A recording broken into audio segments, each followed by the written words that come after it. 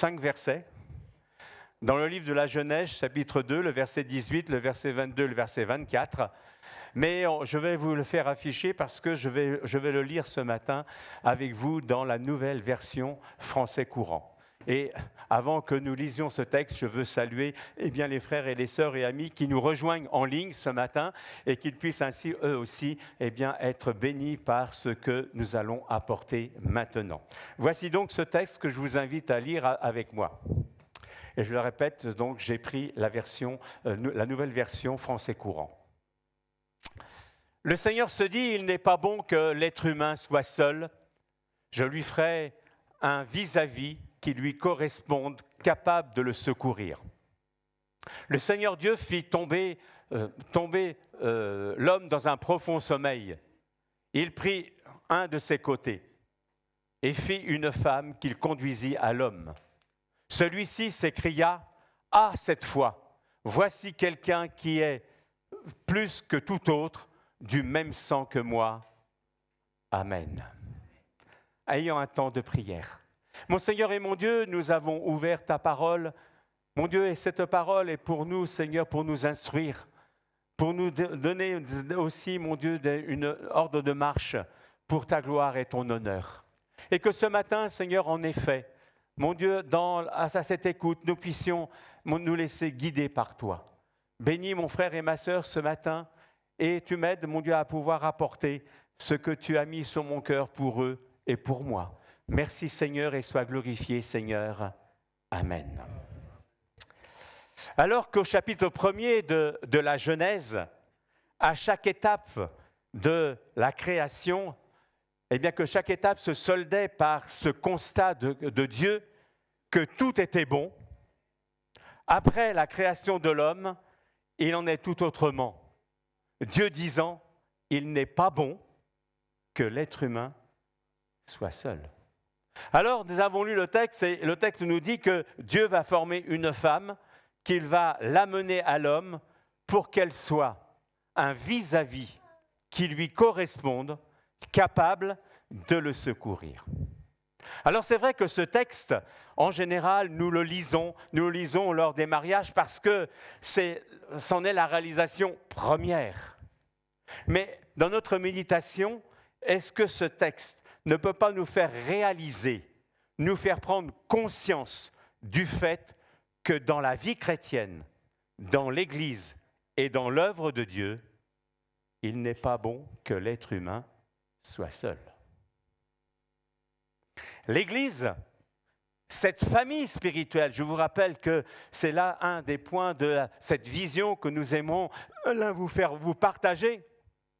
Eh bien, l'Église, cette famille spirituelle, qui est le rassemblement de tous ceux qui ont reçu le Christ comme leur sauveur.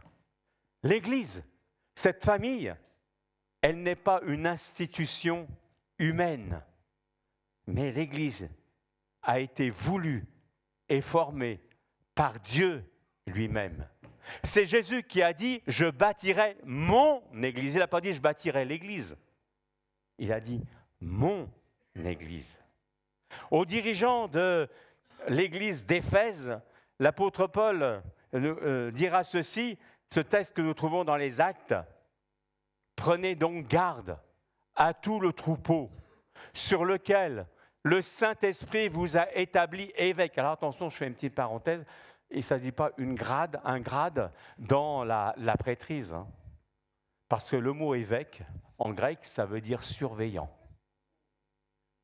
Alors c'est vrai que pour les enfants, pour ceux qui sont au collège, au lycée, le surveillant, mais comme je l'explique à mes catéchumènes, j'enlève le préfixe sur et je le mets derrière. Veillant sur. Et c'est le rôle du pasteur, c'est le rôle du dirigeant de l'Église. Il est là pour veiller sur le troupeau du Seigneur.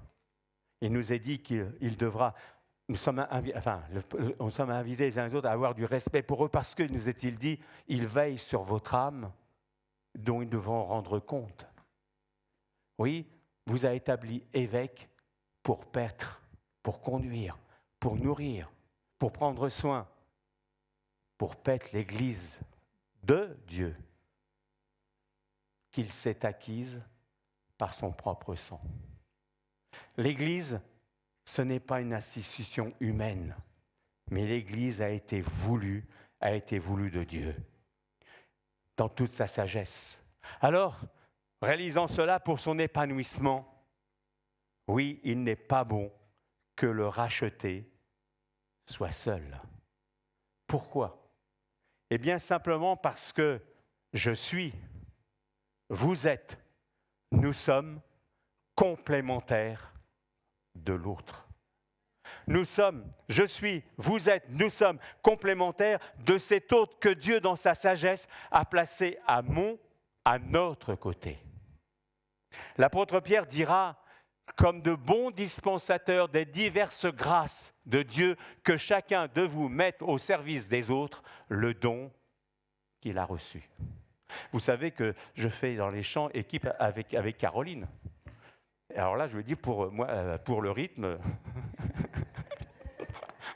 Ah, vous ne savez pas, mais il y a des fois, quand on chante d'un seul coup, vous n'avez qu'à regarder, elle me fait des petits gestes qui m'indiquent que, voilà, c'est tout. On est complémentaires par rapport à ce service que nous faisons pour le Seigneur. Il n'est pas bon que le racheté soit seul, parce que nous sommes complémentaires des uns des autres. Dans le chapitre 12 de la première lettre aux Corinthiens, l'apôtre Paul compare l'Église à un corps qui est composé, je dirais, d'organes différents, mais qui sont complémentaires. Vous voyez, là, une belle image, vous voyez, ça forme un corps, mais avec différentes personnes, avec différentes activités. C'est d'ailleurs ce que dit l'apôtre Paul. Je prends ce texte, donc dans ce livre, dans ce 12e chapitre des Corinthiens. Un corps n'est pas composé d'un membre unique, mais de plusieurs. Si tout le corps était œil, comment le corps entendrait-il ? S'il pouvait seulement entendre, où serait l'odorat ? Heureusement, Dieu a assigné à chaque organe sa place, sa fonction dans le corps, comme il l'a trouvé bon. C'est pourquoi l'œil ne saurait pas dire à la main « je n'ai pas besoin de toi ». Ni la tête dire aux pieds « je peux fort bien me passer de vous ».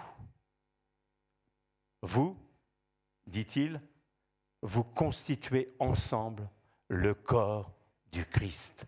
Et chacun de vous, pris à part, en est un membre ou un organe auquel Dieu a assigné sa place et sa fonction. Parce que, oui, il n'est pas bon que le racheté soit seul. Parce que vous avez, nous avons besoin de l'autre pour que l'œuvre de Dieu avance. Devant la tâche à accomplir pour faire connaître le merveilleux message de la grâce, eh bien Jésus a envoyé ses disciples 2 par 2. Et en fait, s'il a fait ainsi, ce n'est pas pour rien. Par rapport à ça, je pourrais reciter aussi cet autre texte que bien souvent nous prenons dans les mariages, ce texte de l'Ecclésiaste 4, verset 9, qui dit « 2 hommes associés sont plus heureux qu'un homme solitaire ». À 2, ils tirent un bon profit de leur travail. Si l'un d'eux tombe, l'autre peut le relever. Par contre, celui qui est seul est bien à plaindre. Car s'il tombe, il n'a personne pour le relever. 2 personnes peuvent résister à une attaque qui viendrait à bout d'un seul homme. Plus de corde à 2 brins, plus elle est solide. Quand nous lisons les textes, par exemple, du temps de Néhémie, lorsqu'il y a eu la reconstruction de la muraille de Jérusalem, un ouvrage qui était colossal, puisque la muraille avait été abattue, détruite. Et puis ils ont connu, ça a été l'objet de bien des oppositions. Certains ne voulaient pas que là, la ville retrouve là son mur je dirais, de défense. On a essayé de l'arrêter.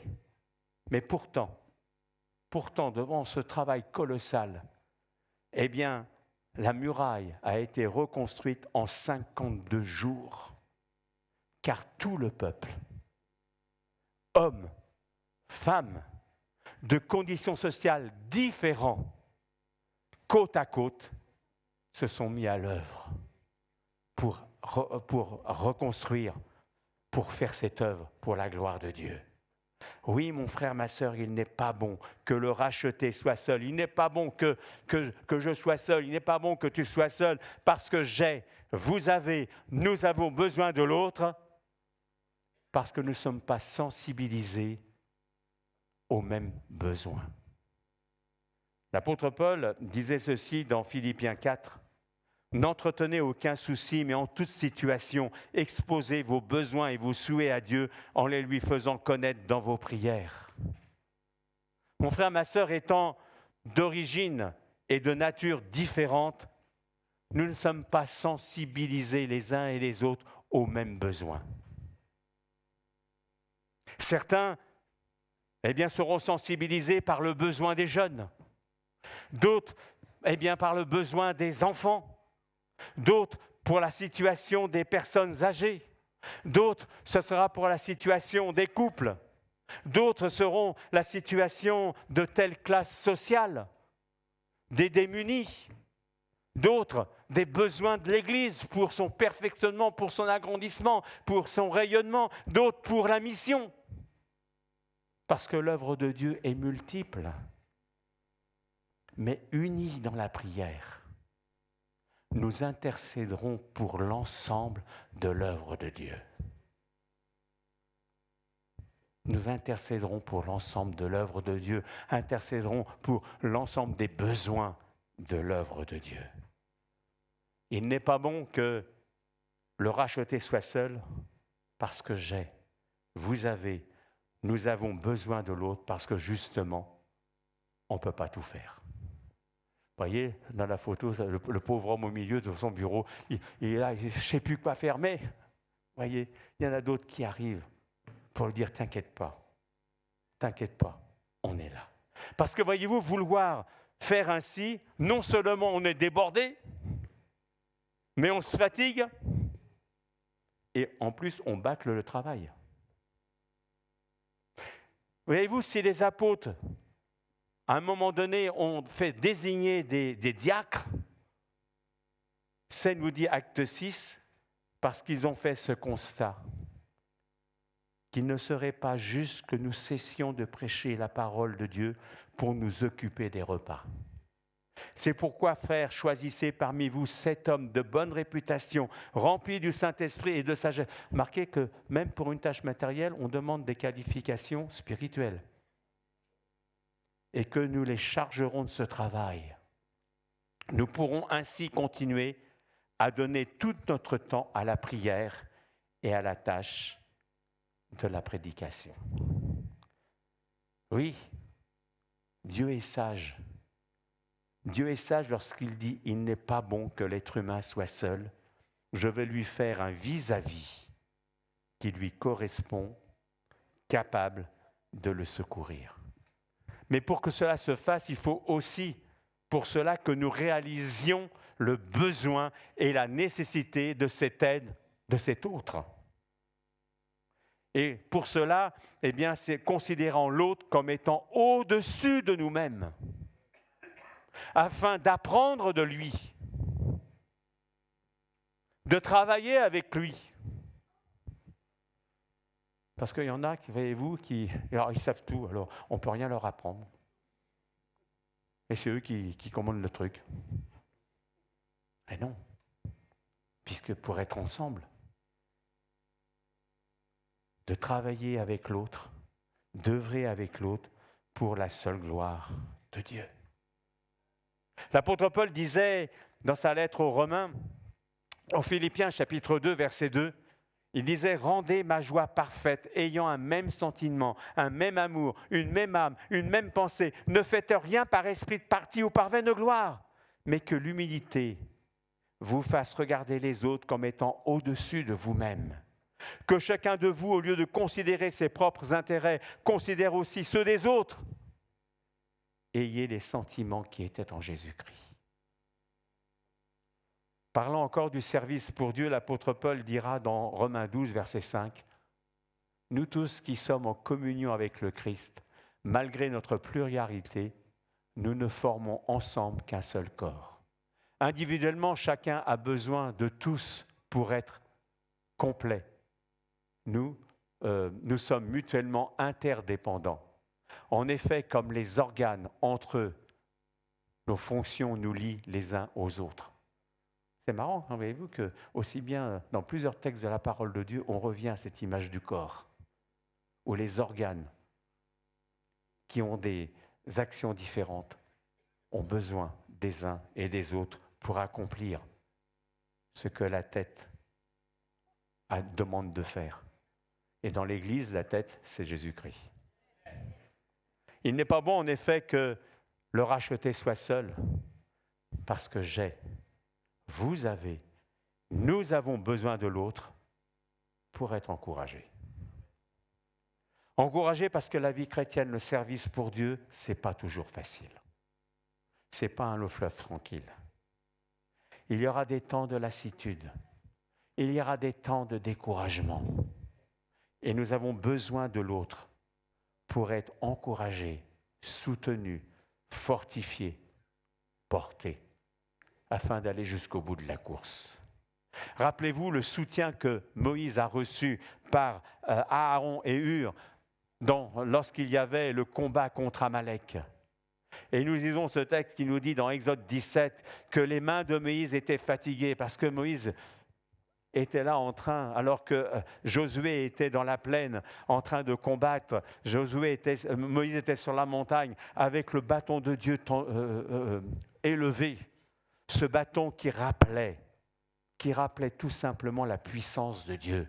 Car c'est par ce bâton, entre autres que touchant le Nil, etc., il y a eu différentes plaies. C'est ce bâton qui a été élevé et qui a fait qu'il y a eu là la mer qui s'est ouverte. La manifestation, la vision de la puissance de Dieu. Et le peuple qui était là en train de combattre contre Amalek, quand il levait les yeux et qu'il voyait ce bâton, il disait oui, le Seigneur est là. Mais Moïse avait un certain âge et il était là fatigué. Et petit à petit, ce bâton, son bras se repliait. On ne voyait plus le bâton. Alors il nous est dit que Aaron et Hur sont venus. Et se mettant l'un à gauche, l'autre à droite, ont soutenu les bras d'Aaron qui sont restés fermes. Et Josué a vaincu Amalek. On peut penser aussi à David qui, lorsqu'il fuyait Saül, qui voulait là le faire mourir, alors que David avait cette promesse de Dieu qu'il serait roi. Il était là pour sauver sa vie et il nous est dit que Jonathan alla vers David dans la forêt et fortifia sa confiance en Dieu. Peut-être que tu as besoin que quelqu'un, un frère ou une sœur, vienne te voir ce matin pour fortifier ta confiance en Dieu, pour te rappeler les promesses de Dieu, ou tout simplement pour ne cesse que t'écouter. Lorsque l'apôtre Paul, dans son dernier voyage, alors qu'il allait là, en tant que prisonnier, il allait devant la Cour suprême, l'ayant demandé, c'est-à-dire de comparaître devant César pour faire valoir ses droits. Il était là, et arrivant en Italie, le texte nous dit que les frères de Rome sont venus à sa rencontre, et à leur vue, l'apôtre Paul rendit grâce à Dieu et reprit courage. Oui,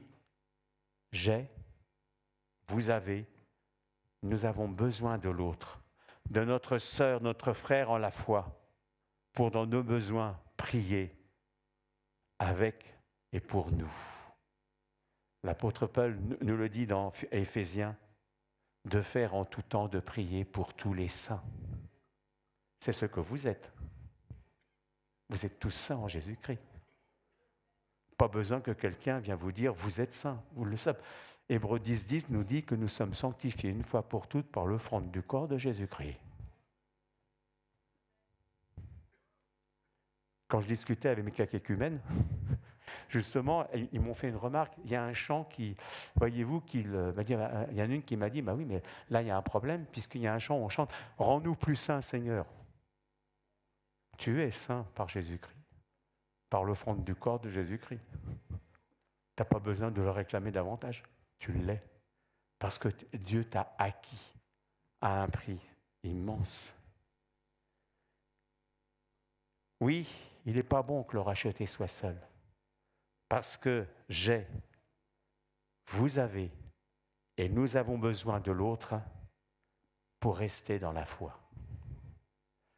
L'Épître aux Hébreux, chapitre 3, verset 13, nous dit « Exhortez-vous les uns les autres, jour après jour, tant que dure cet aujourd'hui.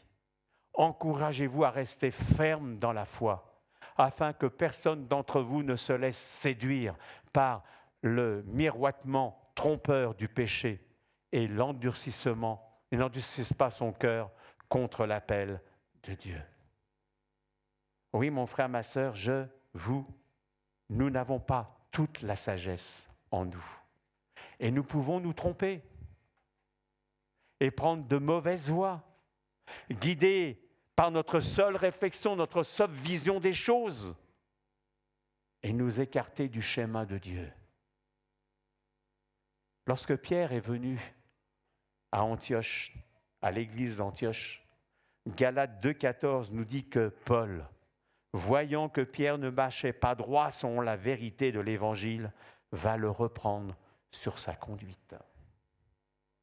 Remarquez, Pierre ne lui en a pas voulu, puisque plus tard, il parlera de lui, parlant qu'il y a dans la Bible des choses difficiles à comprendre, comme notre bien frère Paul, etc. Des choses mais conduites par le Saint-Esprit, nous pouvons la comprendre. Mais malgré qu'il soit Pierre, Paul lui a dit « Ce que tu fais là, ça ne va pas. Ça ne va pas. Ça ne va pas. » Vous, nous ne sommes pas des super spirituels infaillibles. Sinon, Paul ne donnerait pas ce conseil dans 1 Corinthiens 10, 12, que celui qui croit être debout prenne garde de tomber. Ça peut arriver. Pierre nous dira lui-même dans sa première lettre, chapitre 2, verset 11, il nous dit de nous mettre en garde contre les désirs de notre être naturel. Ils sont en guerre avec notre âme et combattent sans cesse contre elle. Ainsi, mon frère, ma sœur, nous laissant influencer par notre nature charnelle, nous pouvons cesser de vivre selon la vérité enseignée par les enseignements divins. Et à notre propre perte, nous écarter du chemin du salut. Car par diverses tentations, le diable essaiera toujours de nous faire abandonner la course. C'est ce qu'il a essayé de faire avec Jésus-Christ. Jésus n'a pas eu que 3 tentations, il y en a eu d'autres. Il y en a eu d'autres, par exemple, ça a été quand, annonçant sa mort, il y a eu Pierre. « Ah mais non, Dieu, ça ne t'arrivera pas, non Seigneur, ça ne t'arrivera pas. » Mais Jésus savait qu'il devait être dans le plan de Dieu, il le connaissait. Mais il aurait pu dire « oui, ça. » Et puis à l'instant suprême, « Seigneur, si tu pouvais retirer de moi, éloigne-moi cette coupe. » Et quand il parle de cette coupe, ce n'est pas une coupe de vin, ce n'est pas rien, non. Il faut revenir dans l'Ancien Testament, c'est la coupe du jugement que Jésus-Christ devait boire jusqu'à la lie, jusqu'au bout. Mais il dira, non pas ce que je veux, mais ce que tu veux, Seigneur. Oui, le diable essaiera à essayer toujours d'arrêter Jésus, comme il le fera avec nous. Et nous avons besoin là aussi de soutien.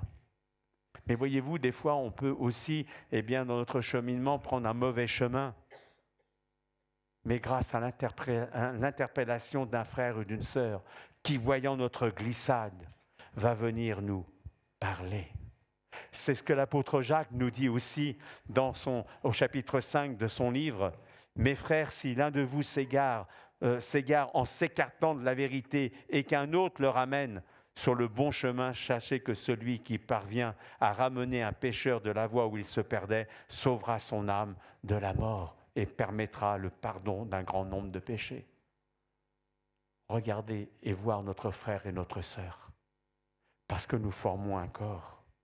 Oui, c'est pourquoi, nous ne pouvons pas être seuls, car n'oublions pas ce que dit encore Salomon au Proverbe 18, « Celui qui se tient à l'écart cherche ce qui lui plaît il s'irrite contre tout ce qui est sage. Celui qui se tient à l'écart. Mon frère, ma sœur, je le répète, l'Église, cette famille, c'est la volonté de Dieu pour mon bien, pour votre bien, pour notre bien. Oui, il faut aussi savoir entendre le conseil de l'autre et ne pas nous refermer sur nous-mêmes comme une huître. Savoir entendre le conseil.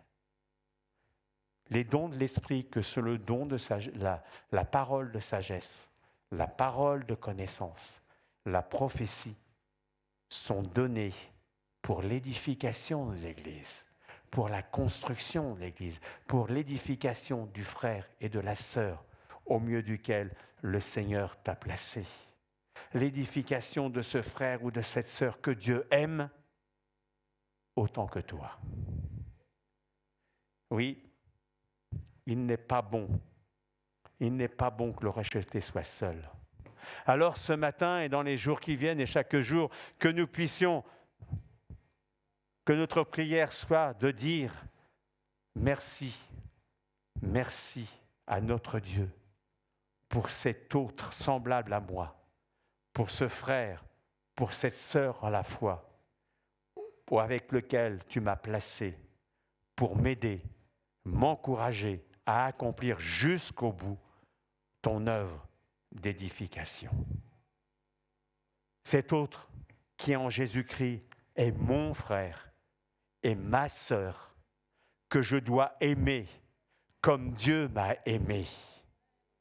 Car comment, comme nous dit l'apôtre Jean, comment pouvons dire que nous aimons Dieu qu'on ne voit pas si nous haïssons notre frère que nous voyons?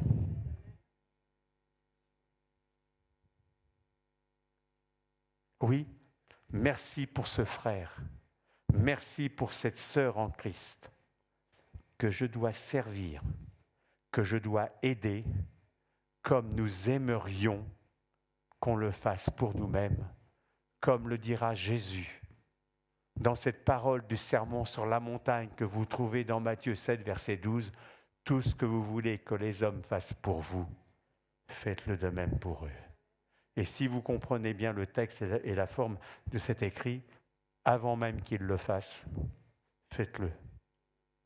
Tu veux qu'on t'aime, aime l'autre. Tu veux qu'on t'aide, aide l'autre. Tu ne veux pas qu'on dise de toi de mauvaises choses, ne dis pas de mauvaises choses sur l'autre.